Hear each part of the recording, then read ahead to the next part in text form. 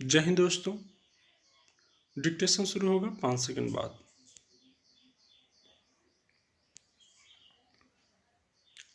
महंगाई की दर में लगातार कमी दर्ज होने से निस्संदेह लोगों ने राहत की सांस ली है। थोक महंगाई दर 29 महीनों के निचले स्तर 1.34 पर पहुंच गई है। हालांकि कुछ खाद्य वस्तुओं की कीमतों में महंगाई अब भी काबू से बाहर नजर आ रही है, मगर खुदरा महंगाई भी रिजर्व बैंक द्वारा तय ऊपरी 6% के स्तर से नीचे उतरकर 5.66% पर आ गई है। पिछले 6 महीनों से थोक महंगाई एक अंक में बनी हुई है, नहीं तो पिछले साल मार्च में यह 14.63% पर थी। बताया जा रहा है कि थोक महंगाई में यह गिरावट विनिर्मित वस्तुओं की कीमतों में कमी की वजह से आई है, खासकर कपड़ा उत्पादन और धातुओं की कीमतों में गिरावट दर्ज हुई है।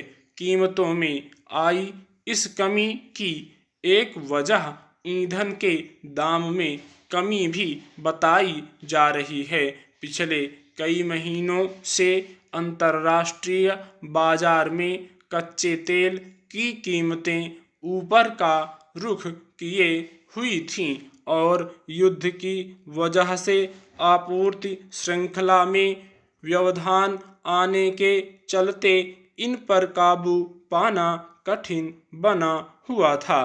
पिछले दिनों पेट्रोल, डीजल और गैस की कीमतों में कमी की गई। स्वाभाविक ही इसका असर वस्तुओं की कीमतों पर भी पड़ा। हालांकि खाद्य वस्तुओं की कीमतों में अपेक्षित कमी न आ पाने की वजह से चिंता अभी समाप्त नहीं हुई है। दरअसल रिजर्व बैंक खुदरा महंगाई पर ही नज़र रखता और उसी के अनुरूप अपनी ब्याज दरों में बदलाव का फैसला करता है।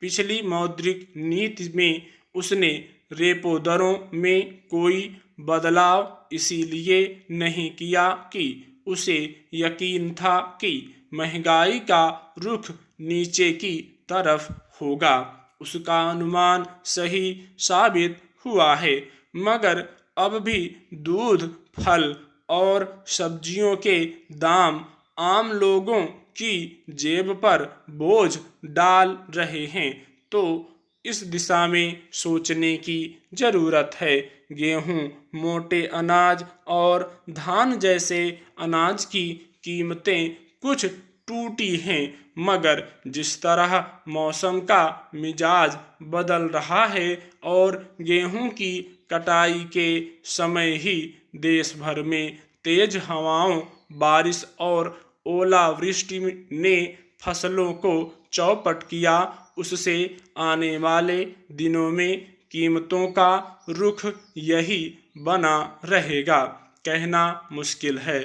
फिर महंगाई के आंकड़े थोक मूल्य सूचकांक के मुताबिक आंके जाते हैं, जबकि दुनिया पर दुकानों पर इसका असर वैसा नहीं देखा जाता। इसलिए भी वास्तविक उपभोक्ता पर इस घटी हुई दर का कितना असर हुआ है कहना मुश्किल है।